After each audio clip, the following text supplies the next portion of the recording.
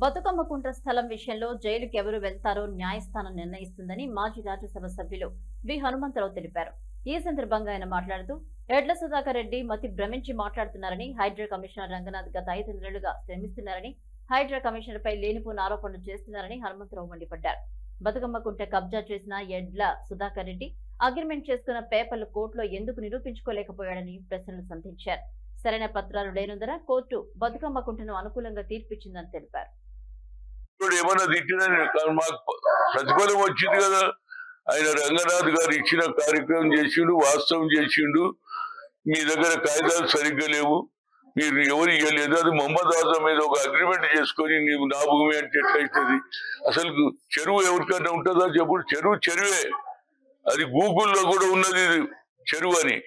దానికి ఆయన మన రంగనాథ్ మీద నిందలు మోపడం, ఆయన జైలుకు పోవడం అనేది ఆయన ఇది మానసికం కొద్దిగా దెబ్బతిన్నట్టుంది.